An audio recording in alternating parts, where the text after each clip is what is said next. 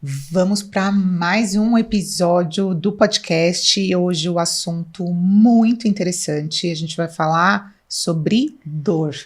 Fica com a gente.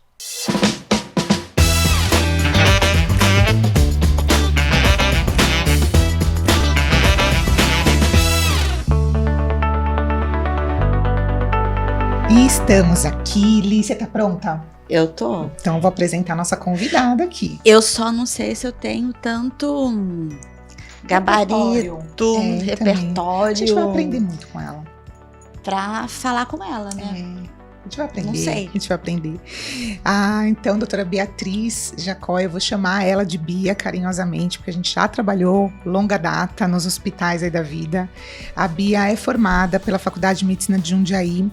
Ela é anestesiologista com área de atuação em dor pela AMB, Sociedade Brasileira de Anestesiologia, pós-graduada em cuidado ao paciente com dor pelo IEP, Hospital Sírio-Libanês, pós-graduanda numa segunda graduação em nutrologia pela SANAR, certificada em sistema endocannabinoide e cannabis medicinal pela Sativa Global Education, consultora científica ScanMed, falei direito, Bi? Certinho. Plataforma de educação continuada em cannabis medicinal, é membro da Sociedade Latino-Americana Interdisciplinada de Cannabinologia, falei certo? Latino-Americana, aí Sociedade of Cannabis Clinicians, International Association for Study of Pain. Isso, você pode falar em inglês? Essa parte de inglês pode falar? Posso você? Falar? Pode. International. Peraí, que eu treinei com o meu professor de inglês. Ô, Fernando.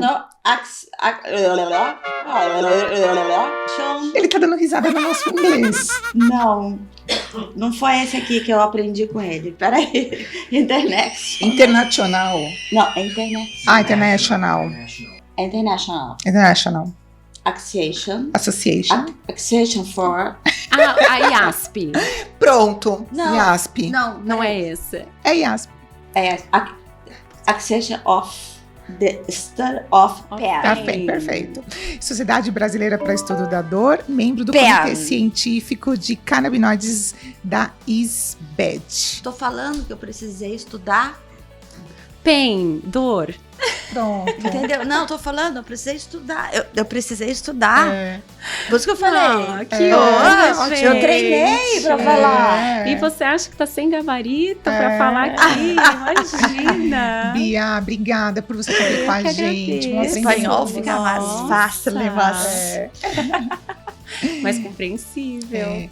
Bi, vamos começar então falando um pouquinho desse cenário, né? Super interessante que é o da dor, né? É bem vasto esse tema. E aí eu vou começar falando um pouquinho do seu lado pessoal, assim, o que te fez, né? Você, enquanto anestesiologista, trabalhando ali dentro do centro cirúrgico, esquema de plantão, o que te despertou um olhar para tratar a dor crônica, dor aguda? Como que foi isso? O que mais me despertou foi a minha dor. Eu tenho fibromialgia, passei a ter umas dores pélvicas estranhas quando eu recebi o diagnóstico de endometriose, e por mais que eu estivesse inserida ali no universo médico, anestesista querendo ou não entende um pouquinho de dor, eu sempre vi uma limitação muito grande. Primeiro de acreditarem em mim, né? Porque a gente é bem-humorada, acorda, vai trabalhar, tá no peso certo, mas a dor não escolhe a pessoa. E eu via uma descredibilidade mesmo quando eu falava para muitos profissionais. Foi quando eu achei a oportunidade, vou estudar dor para ajudar essas pessoas que muitas vezes não são, que a gente não acredita, os médicos não acreditam na dor da pessoa. Aí eu comecei a pós em dor, ainda no centro cirúrgico, que a gente trabalhava juntas. E todo mundo vinha, Bia, tô com um paciente assim, o que você acha? O que você acha? Eu comecei a ver que talvez eu estivesse preparada para fazer clínica, porque é um perfil totalmente diferente da anestesia. Eu abri meu consultório, eu tenho uma família que trabalha com dor crônica, então isso foi mais fácil, né? Até por isso eu acho que eu fui sempre muito bem cuidada, a minha mãe acreditava na minha dor, trabalhando com dor crônica. Então foi quando eu comecei o consultório, alguns dias por semana, a procura pro tratamento da dor é muito grande.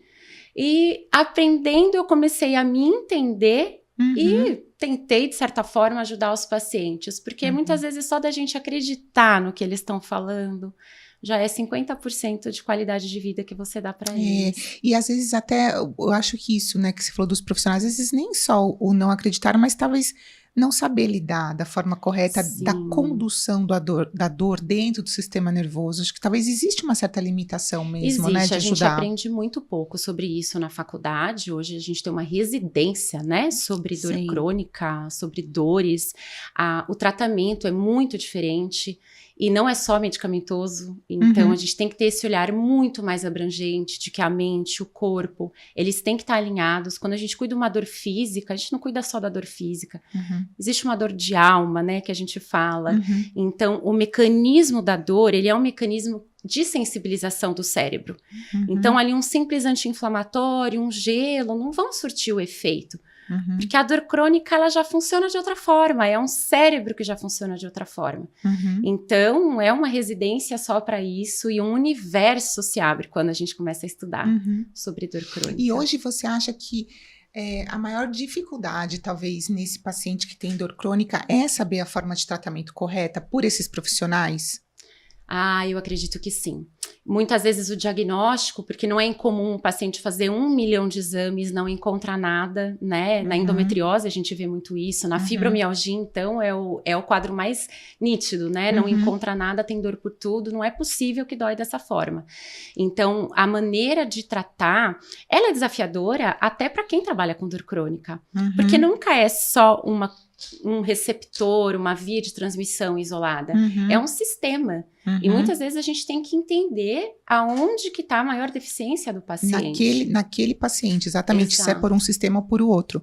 E você vai fazendo isso. Normalmente esses testes terapêuticos usa, aí vê se melhora, usa o outro. Sim. Essa troca vai acontecendo. Essa troca vai acontecendo. A gente já tem os medicamentos que são mais estudados, que são mais, que tem uma robustez maior de estudos para que elas, né, se é uma enxaqueca, se é uma fibromialgia, se é uma dor de nervo, né, que a gente chama uma dor neuropática, muda um pouquinho.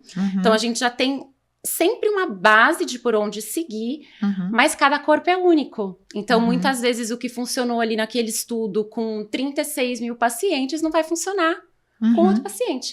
Então a gente tem que entender o mecanismo para saber contornar, seguir talvez um outro caminho, recalcular aí a rota. E Bi, você tem a gente também, quando fala de gravidez e puerpério, a gente tem algumas limitações de medicações para trabalhar essa dor, né? Ao mesmo tempo, a gente tem muita medicação que pode ser utilizada que alguns médicos não sabem, né, nisso. Você, quando acompanha esse perfil de paciente, né? Porque hoje acho que os seus clientes são muitos médicos, né? Tem, acho que médicos e fisioterapeutas que te mandam, não é o paciente direto. Você tem essa chegada dos seus pacientes mais pelos médicos indicados ou o paciente mesmo? Tem das duas formas. Das duas formas. Tem das duas formas, sim. E aí você, para esse perfil, né, gravidez e parto, pós-parto, você acha que é interessante utilizar, você utiliza métodos que não são medicamentosos? Por exemplo, acupuntura, nesse momento, né? Fantástico. A acupuntura, existem pessoas que respondem muito bem, que são os respondedores rápidos e respondedores fortes. Alguns bloqueios ali terapêuticos, com anestésico local, né? Não a toxina botulínica para dor, mas um bloqueio de ponto gatilho é possível. E nós temos medicações que são mais seguras. Que podem ser utilizadas, né? Que às vezes acham que não, mas podem. Podem, né? E devem, porque aquele feto, aquele bebezinho, ele sente toda a dor que a mãe tá sentindo. A dor, ela aumenta a frequência cardíaca, ela aumenta a cortisol, ela piora o sono. Então, isso, quando a gente pesa o risco e o benefício de usar uma medicação, por exemplo, que é uma medicação risco B, que a gente tem um estudo e que pode ser usada na gestante, por que não? Porque uma pessoa tem que conviver com a dor. Muito legal. E não é só uma pessoa, isso, né? ela tá gerando um outro ser. E a gente sabe o quanto gerar outro ser, a vida da mãe impacta. No nascimento e no pós, né? Isso que é muito interessante que ela falou. Então, a gente tem uma classificação, risco A, B, C, D e E, de medicações. A gente tem uma tabela para isso, né, Bi? Sim. E aí a gente vai utilizando normalmente classe de medicações que ficam entre o B e C nessa fase, ou seja, que tem uma segurança relativa para aquela mãe e bebê, mas muito mais importante que isso, a gente ponderar o que aquela dor traz de malefício, que às vezes é maior do que você usar uma medicação. Eu canso realmente de ver pessoas falando, mas eu aguentei a dor porque eu não quero, por exemplo, tomar uma medicação simples, como um Buscopan, né? Achando que aquilo vai fazer muito mal. E não, o processo da dor, a liberação de catecolaminas, adrenalina, isso aí faz muito mais mal do que você fazer o bloqueio dessa dor, né? Com certeza. Com certeza. E você, esse processo, então, dessa vivência de dor hoje no consultório, né? Você tem mais, você tem equilíbrio entre homens e mulheres? Você acha que as mulheres sentem mais, buscam mais mulher? Mais mulher. A dor, ela já é muito mais frequente, a incidência é muito maior em mulheres. Então, eu tenho, sim, um público feminino muito maior. Você acha que isso pode ter a ver com uma questão, às vezes, hormonal, da sensibilidade, assim, antes de menstruação, ou patologias femininas mesmo? Eu acredito que sim. Até porque muitas das coisas que eu trato, por exemplo, enxaqueca, a própria endometriose, a fibromialgia, né? Elas pioram no período perimenstrual. E aí chegou essa vertente aí, né, do CBD para você, na sua vida. Tem quanto tempo que você está trabalhando com isso, estudando isso? Já tem uns 8 anos. 8 anos. E aonde que ele entra dentro desse cenário que você acha que é exclusivo, assim, que você já usou aquelas outras medicações, mas aquela paciente, ela é beneficiada única e exclusivamente com isso? Ou vem a calhar, né? Hoje o que a gente tem do canabidiol, o canabidiol, na verdade, o CBD, ele é uma fração da planta cannabis, né? A cannabis que eu tô falando não é a cannabis de uso adulto, aquela que a gente sabe que as pessoas usam de forma fumada. É um produto medicamentoso que foi extraído da planta. Então, a gente tem todo um processo de vigilância em cima desse produto. A gente sabe exatamente qual fração da planta que nós estamos usando ali dentro. E uma fração da planta tem mais indicação para uma coisa, a outra fração da planta tem mais indicação para outra. E hoje o que a gente tem no universo da cannabis medicinal é um uso quando as outras terapias convencionais falham. Apesar dela melhorar muitas patologias e de muitas pessoas me procurarem porque querem utilizá-la como medicamento, porque acreditam que ela não é um medicamento, ela é um medicamento. Ela é metabolizada no fígado, ela vai interagir, né, com outros produtos, então tem que ter uma orientação, uma prescrição. E por que eu entrei nesse universo? Porque tratar dor, muitas vezes, é um tratamento que não resolve. Você não consegue dar qualidade de vida adequada para o paciente. Que foi o que aconteceu comigo na endometriose. Foi assim que eu comecei a usar. Eu fiz até cirurgia, eu fiz videolaparoscopia, eu mudei meus hábitos de vida, que é importante a gente lembrar. Não existe molécula mágica na dor.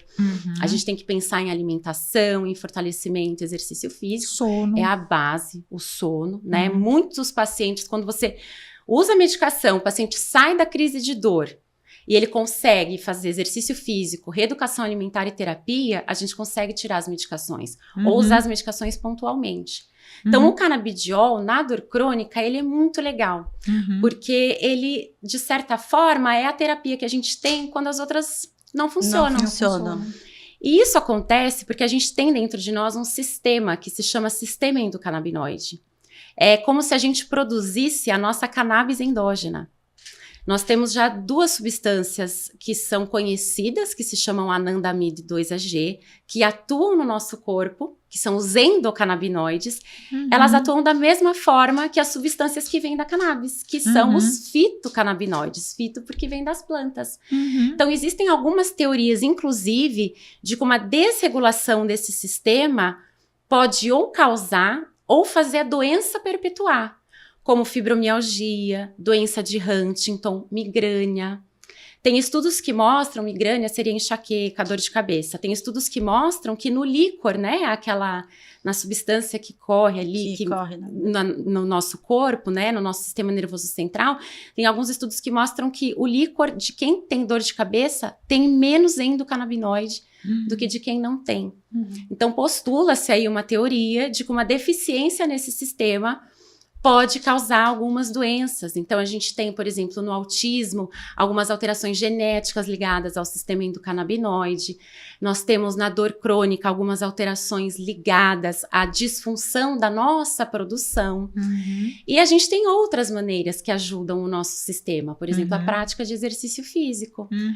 O exercício físico, aquela sensação que os maratonistas sentem quando correm longas distâncias, aquela sensação de prazer, ela é às custas de endocannabinoides. Libera muitos endocannabinoides, muita cannabis endógena, o que confere o prazer de quem corre. E isso, na verdade, assim, é muito interessante, né? A gente não tinha noção disso na época da faculdade, né? É uma coisa estudada na medicina, 8, 10 anos é recente, né? A gente tem essa descoberta e tem muita coisa crescendo na ginecologia. A gente tem alguns trabalhos que estão aí sendo desenvolvidos, promissores para dores como endometriose, dor crônica, e que tem uma resposta muito interessante, assim, que a paciente realmente não responde a nada e responde com esse tipo de medicação. É fácil esse acesso? Os médicos, só prescrito por médico ou outra especialidade, outras áreas podem prescrever?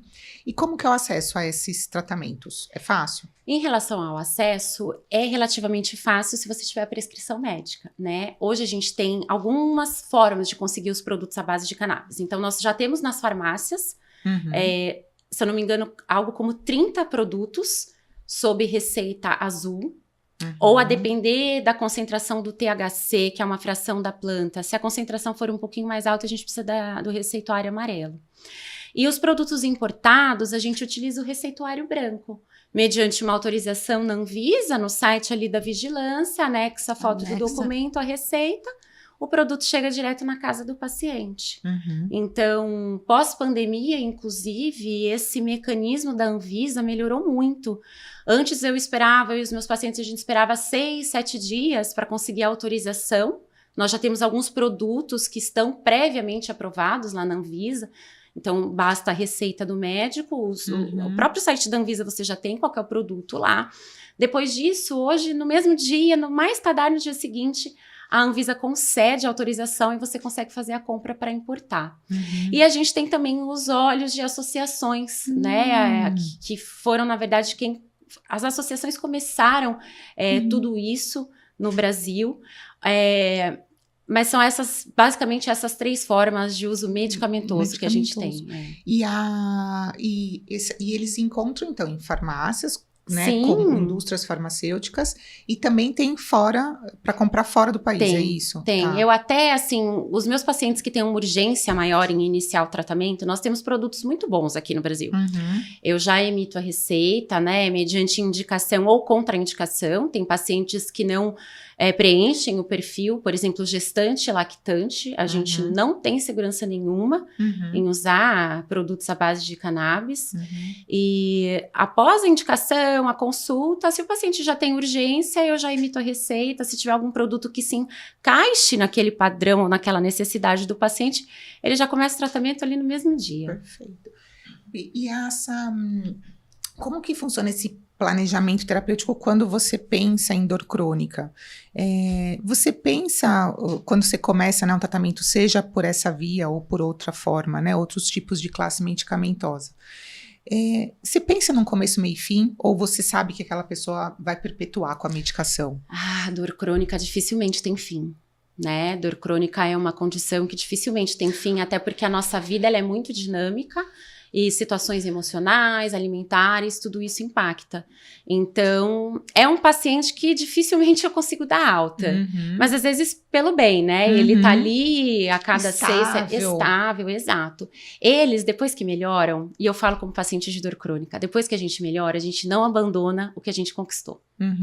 É difícil. Tanto o tratamento médico, quanto a nutricionista, o terapeuta, a questão do sono, porque é crônico. E impressionante, algumas questões ali da vida trazem os flare-ups, as agudizações, né? A dor crônica, ela não tem cura, ela tem controle.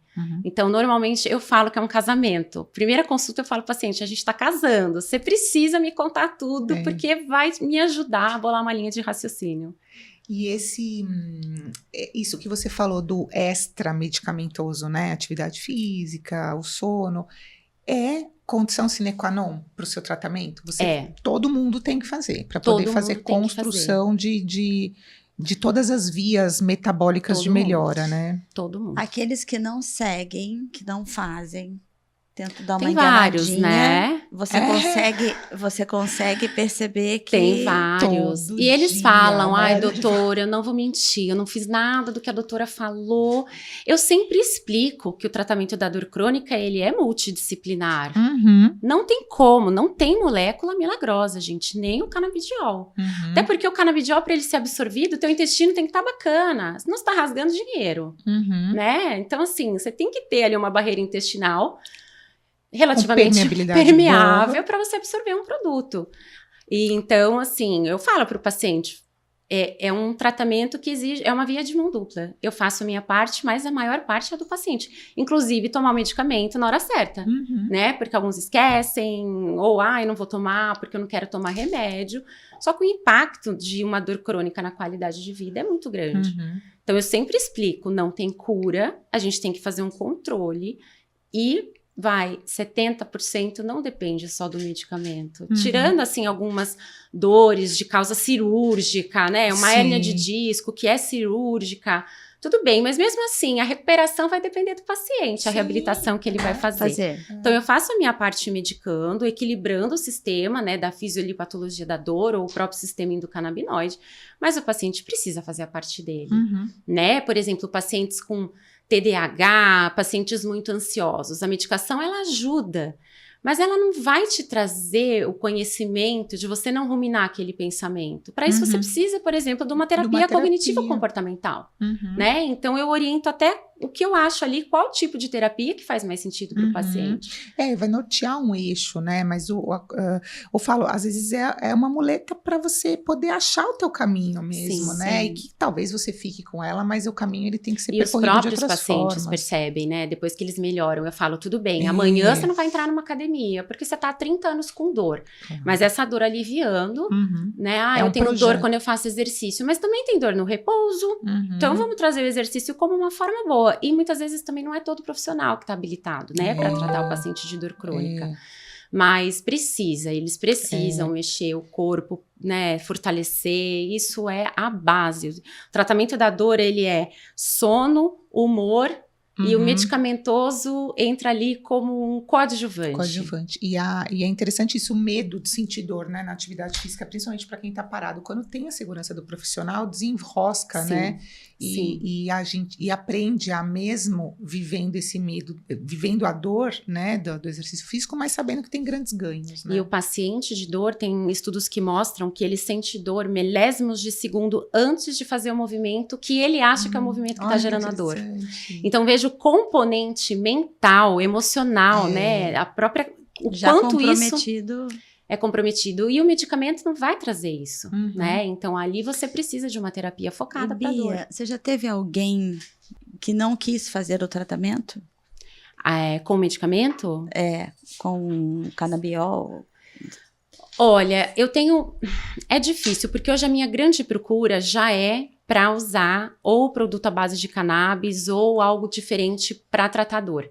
A maioria já tentou muitas coisas, já tentou outros Então a pessoa tratamentos. já vai preparada e já vai... A maioria já vem para mim buscando já isso. com esse conceito, Sim. nessa aceitação. Inclusive, na minha primeira consulta, eu mostro todas as possibilidades, o caminho terapêutico que a gente tem pela frente. Então, olha, a gente tem essa opção, a gente pode associar um bloqueio, a gente pode pensar numa toxina botulínica, a gente pode... Mas sempre eu deixo alimentação, né, exercício e terapia. Eu acho que, Tá na minha assim, antes eu fazia uma folha de receituário, né, passando o remédio. Agora, senti a necessidade de ter uma folha que a gente chama de planejamento terapêutico, porque ali tem também o que vai de exercício físico, o que vai de nutrição, avaliação interdisciplinar, quais são as disciplinas que você tem que passar além do médico. Não adianta, o tratamento ele é conjunto, não tem como. E esse planejamento é importante, porque o paciente muitas vezes não vai responder na primeira molécula, nem na segunda, e isso é angustiante para quem tem dor, e eu sei disso, porque eu senti isso, né, quando eu fiz a minha cirurgia, que o cirurgião falou, você tem adenomiose. Aquilo para mim foi uma sentença. Falei, agora tá no meu útero, o que eu vou fazer? Então, você saber que tem essa possibilidade, né? A gente tenta tal coisa, não deu. Tem hoje a possibilidade da cannabis para fins medicinais. O paciente, ele já sabe que a gente pode chegar nisso. E muitos já vêm justamente para isso, né? Opções, né, terapêuticas. Eu falo, se você tem, às vezes, um profissional que te dá 3 opções para tratar, na minha área eu brinco, eu falo, eu tenho 3 tratamentos para candidíase, ou eu tenho 10 opções de tratamento para candidíase, a minha chance de acerto vai ser maior. Quanto mais a gente conhece, né, e oferece de opção, maior a sua chance de acerto, de sucesso, né, na verdade, em melhorar a qualidade de vida, né? Exato. E mesmo o tratamento com o canabidiol, a gente não tem uma dose certa, porque como é um sistema nosso, cada um tem um equilíbrio dentro de si. Então, tem pacientes que 3 gotinhas daquele produto vai gerar um super efeito terapêutico, e tem pacientes que com 3 gotas daquele produto vai ter sonolência, inapetência. Então, é um sistema. Eu até pontuo, o paciente que vai usar o produto à base de cannabis para tratar qualquer patologia que seja, a subida e a tomada das doses, ela é lenta. Então, eu começo com uma dose, dali uma semana, 15 dias, eu falo com o paciente, a gente aumenta, dependendo da gravidade, a cada 4. Então, a gente tem que ir lentamente, e muitas vezes o paciente espera que, nossa, eu vou usar o canabidiol, vou usar cannabis para fins medicinais, e no mesmo dia eu vou estar curado. E não é. É um sistema que vai entrando em equilíbrio. A gente tem um ponto certo terapêutico, porque se você passa dessa dose, você começa a ter efeitos não tão legais e esperados. Então, a curva do CBD, por exemplo, ela é uma curva em U invertido. Então, não quer dizer que uma dose alta vai ser uma dose terapêutica ou que vai trazer qualidade de vida. O pico dessa curva em U, dessa curva em sino, para mim, é provavelmente muito diferente do seu. Por isso que a gente vai subindo lentamente. Então, é um acompanhamento extremamente crônico. E aí, vamos supor, o paciente melhorou, ele consegue produzir exercício, ele consegue fazer exercício físico, ele vai produzir os endocannabinoides dele. Pode ser que ao longo do processo, eu consiga reduzir a dose. Diminuir a dose, Porque aquela dose para ele não é mais necessária. Pode trazer sonolência, pode trazer... Até desviar aquela curva naquele momento, né, que ele tá produzindo dele. Então, mesmo o produto à base de cannabis, seja para dor ou não, depende da vida do paciente. Porque a produção dos endocannabinoides faz parte desse sistema que a gente está usando a planta para tratar qualquer que seja a patologia. Seja ansiedade, seja dor. E eu acho fantástico, né, a gente falar sobre essa área, entre aspas, nova, porque, como eu disse, medicina há 10 anos é pouco. e a gente tem que ter uma cabeça mais aberta. E a gente está muito bem no Brasil. As pessoas confundem, parece que não, mas quando a gente pega o mundo inteiro, o Brasil está muito na frente. Nós temos produtos de qualidade, nós temos produtos autorizados pela vigilância. Apoio do conselho, do CRM, CREMESP. Quando é usado como coadjuvante de tratamento, né? Quando tudo aquilo foi refratário, sim, existe esse apoio. Algumas sociedades ainda não defendem, né? Com tanto afinco o uso da cannabis para fins medicinais. Mas eu trabalho com dor crônica. Eu não vejo como não ter isso no meu conhecimento, no meu portfólio de tratamento. Porque é muito difícil. Paciente oncológico, tá? Com câncer, fazendo quimioterapia, vomitando. A cannabis, ela vem para ajudar o paciente a ter qualidade para passar pelo tratamento. Vem um paliativo aí. Porque o paciente que tem muita dor, exato, e mesmo que não seja só paliativo, imagina você dar qualidade de vida para um paciente passar pelo tratamento. O ganho que ele vai ter. Quantos pacientes não toleram fazer a próxima químio porque estão com dor de cabeça, estão com o corpo todo formigando, dolorido, articulações todas, vomitando, inapetentes. Então, por exemplo, não é para todo mundo, tá? Inclusive alguns tratamentos, né, de câncer, a gente não pode usar alguns imunoterápicos, mas quando a gente pode, por que não? A gente tem medicamentos sintéticos que foram, inclusive, autorizados para isso. Náusea e vômito de químio. Anorexia no paciente com HIV. A gente já tem isso determinado com essas funções. Isso é excelente. Isso aí é excelente você deixar bem claro, tá? Porque, assim, por exemplo, pacientes de HIV... sabe? Pacientes terminais, como você falou aí, oncológicos de... Que você de falou? alguns tipos de De câncer, alguns tipos, necessariamente. né? Não todos. Não todos, né? É que ela estava falando. Então, assim, é bom deixar isso bem claro para as pessoas. Sim, para não acontecer. Porque eu acho que mais do que indicar, é contraindicar o uso da cannabis para fins medicinais. Exato, sim. porque se você está numa reunião familiar, digamos, tá? E a gente quer o melhor para o nosso ente querido da família, certo? Sempre vai ter um ali que vai falar, nossa, que absurdo, Sim. que não sei o quê, sabe? Para ir contra aquele tratamento. Certo? Mas eu acho que daí é falta de conhecimento. As pessoas confundem muito a estação, né? A gente acha que tá aqui para mostrar que ela entra num eixo de bloqueio. Mas é único. isso. Mas é isso que eu tô falando. Os próprios deixar profissionais bem da saúde, né? Os próprios profissionais de Quantas saúde vezes eu não isso? sugeri esse tratamento para o paciente e o outro colega que confusão. acompanha fala, não, mas Não. você não está num estágio terminal. Olha isso. Então, assim, hoje não é mais para isso que a gente usa, né? Os canabinoides. A gente Até tem hoje, ação para muita Eu falo, até coisa. hoje tem confusão da creatina, que toma com a creatinina, que vai sobrecarregar o rim. Fala, sabe, umas coisas assim que você... Imagina para esse nível de situação, né? O quanto que não tem confusão, E a né? cannabis, ela foi muito estigmatizada, né? Ela foi colocada junto com outras drogas que não têm função terapêutica nenhuma, né? E isso aconteceu não porque ela não traz benefícios para a saúde. Isso aconteceu, o proibicionismo foi uma questão econômica, racial e política. Porque a planta cannabis, ela oferece uma fibra que é mais forte que a do algodão. Ela oferece uma possibilidade terapêutica que você, querendo ou não, é uma agressão para a indústria do tabaco e do álcool. E foi isso que aconteceu nos Estados Unidos ali no final do século XIX, início do século XX, junto a um governante que era extremamente racista, intolerante. Então, teve a lei de taxação da maconha e ela foi colocada ali junto com outras drogas. E quando a gente tem essa recolocação da cannabis, né, junto com as outras drogas, os estudos não podem acontecer. Então, a gente perdeu um bom período de estudos que poderiam trazer robustez, porque a gente observa hoje na prática clínica. Exatamente. Lá então, atrás. muitas pessoas se baseiam nisso. A cannabis mata neurônio. Não. Isso não acontece, eu ia muito pelo acabar de contrário. falar isso. Muita gente fala isso, né?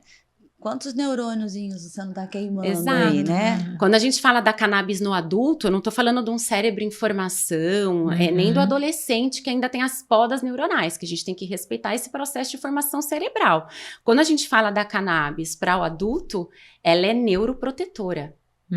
Por isso que hoje tem muita necessidade da gente ter estudo em doença de Alzheimer, até na doença de Parkinson, porque ela é neuroprotetora, ela diminui a neuroinflamação. Ela atua nas substâncias, nas células, na verdade, que produzem as citocinas inflamatórias. Que é a ação da endometriose, né? Na dor da endometriose. Exato. Também. Dor crônica, dores inflamatórias, e a gente tem a neuroinflamação. Então, hoje, uma grande parte dos estudos é em doenças neurodegenerativas, com resultados fantásticos. Olha que delícia. Mas apenas com uma pessoa correta, estudada, sabendo o que ela está fazendo, sabendo o que ela está passando. É importante ter um profissional que entenda. Porque é muita interação medicamentosa. Muita. Exato. Ela é altamente metabolizada no fígado. Altamente. E principalmente quando ela fala dor crônica, né? Ela tem que ter o plano A, o plano B, o plano C. Se não der certo o A, como é que vai pro B? Enfim, é o planejamento todo, não isolado. Exato. Né? Porque as pessoas generalizam muito, né? Então, assim, por isso que eu tô... generalizam e deixam extremos, né? Ou é para tudo e de qualquer forma, e, né? Não quero saber da ciência, do que a gente tem de evidência, e não é bem assim. Ou não é para nada, porque é uma droga pesada que vai te viciar. Então, você ter o produto de qualidade, ele é importante até por conta disso. Cada gota que eu dou pro meu paciente, eu sei exatamente o que eu tô dando lá dentro. Então, a gente tem que tomar cuidado com o extremismo, de que não serve para nada, de que é perigosa, ou de que serve para tudo, e a gente pode usar sem responsabilidade, né, nenhuma. Perfeito. Amei. eu vou. Gente, fantástico, não né? é uma Você vê delícia, quanta esse tempo. coisa, Infinito, gente, né? O é assunto infinito, é né? infinito. E olha que é uma ciência que vocês estão aí estudando há 10 anos e é uma ciência ainda nova, né? A cannabis, ela é utilizada já há 6.000 anos. A primeira farmacopeia que a gente tem da China já fala que ela era usada para resfriar o útero. Olha a indicação. Olha isso. Tá vendo?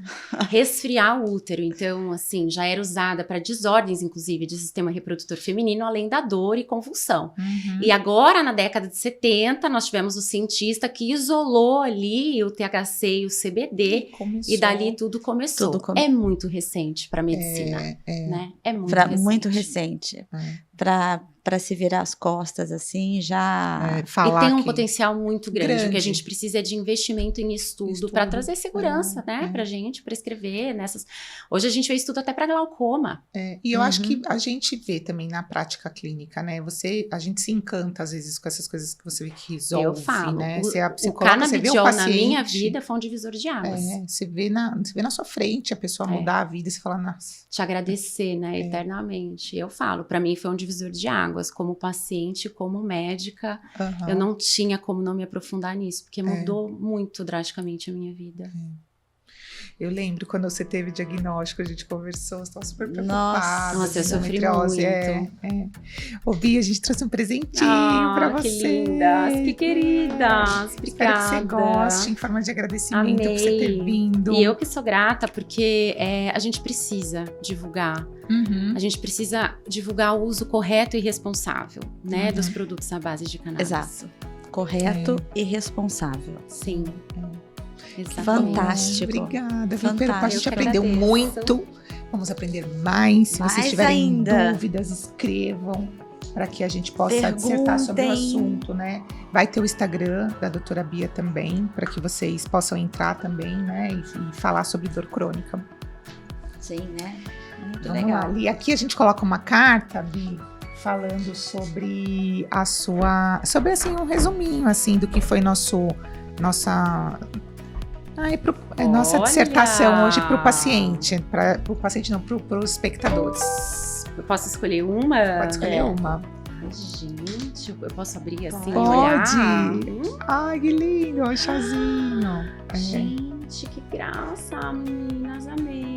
Que carinho. Muito fofo, né? E eu que sou grata, de verdade. Eu amo falar sobre esse assunto. Muito obrigada. Uma oportunidade com pessoas tão corretas e tão sérias é realmente lisonjeante. E eu te busco bastante lá, né? Ela sabe. A gente se fala. A gente se fala bastante. A Bia tem um trabalho muito único, né? Muito especial. Lindo. Olhem, pessoal. Pode ler. Pode ler. Eu vou também tirar a minha. Eu tô tirando em todas, né, Fê? Discernimento. Ah lá. A repetição pode levar ao êxito ou ao caminho oposto. A dualidade sempre existirá. Esteja atento. A reflexão trará lucidez. Discernimento. É isso aí. Impressionada. O meu, eu tiro em todas. O né? quê? Transcendência. Transcendência. Expanda seu olhar, acolha suas sombras. Elas são um portal para evolução. Amém, hoje você também. tá, hein? Hoje eu tô poderosa, hein, com as minhas cartas, gente. Nossa, eu só... Resguarde.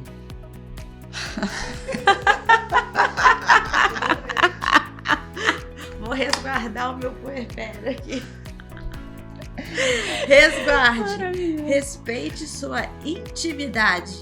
Limites são necessários. A maior elegância que existe é a do amor próprio. Ah, gente, não. Para, Elisa, tá demais hoje, viu? Pode, por favor, fotografe que ela vai ter que ler isso aqui a semana inteira. Muito bom. Essas duas últimas, você tem noção? Eu tô falando com a nossa diretora aqui, que realmente as cartas dela estão bem poderosas. Ai, a nossa Marlene Matos ali, amei. Ela tá sabendo mais ou menos.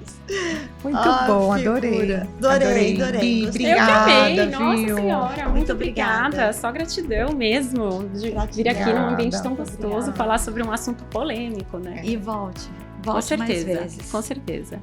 Obrigadão. Beijo.